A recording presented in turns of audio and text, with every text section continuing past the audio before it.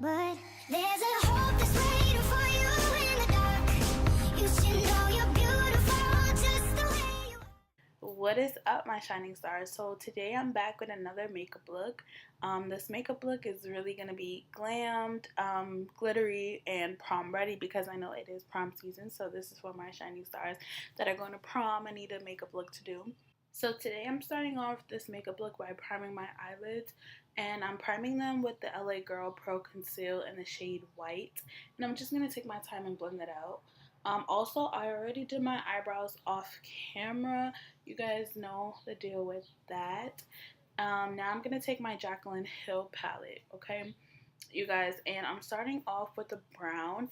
And because the concealer is white, the brown looks really deep at first. But once I blend it out, you guys are going to see it's not that bright. Yeah, and I'm also using this as my transition shade. So that's why I picked a color similar to my skin tone. And you guys are going to see how it all plays out. But I just needed a color that blended nicely with the white concealer and my skin tone because I didn't want to be looking super crazy. You guys know it's easy to look crazy in this makeup business, okay? So when you guys are blending, just make sure you're tapping and then blending and switching in between, whatever works for you. We don't want any patches, and that's why we do both. So pat, blend, you know? So once I feel like this color is blended enough, and I've done both eyes, but I only focus on one eye throughout the video.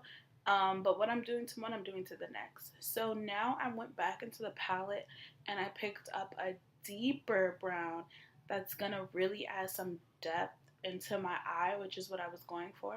And I'm gonna use the same technique, guys. I'm still gonna tap, pack it on, and then blend and pack and blend.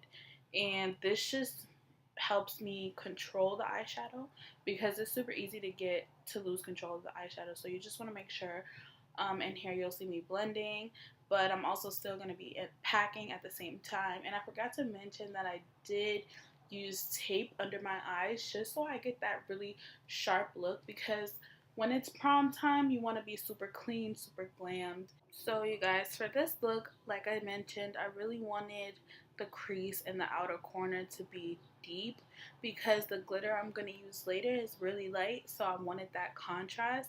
So you guys, I know I mentioned this in my previous makeup video, but I try to leave everything in real time, so it may seem like YouTubers finish their makeup in like 10 minutes or 15 minutes, but that's unrealistic. So I just want to let you guys know that it takes time to blend and, you know, perfect your craft, perfect your makeup look. So now I'm going to go in with that same concealer that I primed my eyes with in the beginning, and I'm going to start to cut my crease. Now, when it's time to cut your crease, you can be really sloppy, but once it comes to defining the shape, you might want to make sure the brush you're using is suitable, because the sharpness of your crease definitely depends on the brush. So now I'm just going to switch brushes and switch to a more fluffier brush, and that's just going to be to pat this concealer dry. So once I apply anything on top of this, the concealer won't move. So that's one thing. And also another trick is, once you apply your concealer, make sure you look up so you can cut the crease to your eye shape. Yeah, so your eye shape is also a major factor in the shape your cut crease comes out. So you want to make sure you're suiting or catering to your eye shape and not other people's. So now I'm gonna take this really tiny brush and apply some of my NYX eye glue. I can't remember the exact name, but it's for the glitters, and I'm just gonna apply this all over where I put white, and then I'm gonna go into my glitter. And this is just like a silver white glitter, and I'm just gonna place that everywhere that I put that concealer. So you guys, you're probably gonna ask what glitter I'm using, and I'm going to announce it. It's not mine or anything, but I'm actually planning to kind of do like an unboxing, even though I used it already, just to reveal how the packaging came, whose glitter it is, and, you know, just kind of give them a little review. So I wanted to try it out a few times before I did that, but so far so good. It applied really easy, And another thing is when I took it off, it came off really easy. Now when it comes to fallout, every glitter is going to have fallout. I don't care what glitter it is, what pigment it is, it's always going to have fallout. So when you're using something like this, you want to make sure that you get your eyes done first. So right here, I'm just really packing on, making sure I didn't leave any patches, making sure everything is like filled in kind of.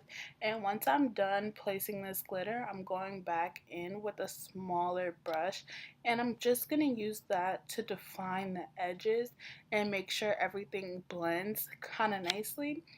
So I took a smaller defining brush and I dipped back into that deep brown, and I'm just going around that glitter, making sure my brown is still there in the right places, and then making sure everything fits, or not fits, goes perfectly or blends perfectly. And then I know I dragged the glitter out a little further than what I'm leaving it, but I'm just gonna take that brown and really just put it on top of the glitter and like not smoke it out, but like blend it all together so it doesn't look forced or like the contrast isn't too harsh. So once I'm done with that small defining brush, I switch back to my original brush and I added just a little bit more product because I don't want to lose that deepness in that brown color, and I'm just gonna blend it out further with a more fluffier brush, which is more equipped for that. Now I'm going to take my NYX Epic liner, and it's a liquid liner obviously, and it's in the shade black, and I'm just going to really tight line my waterline or my lash line waterline.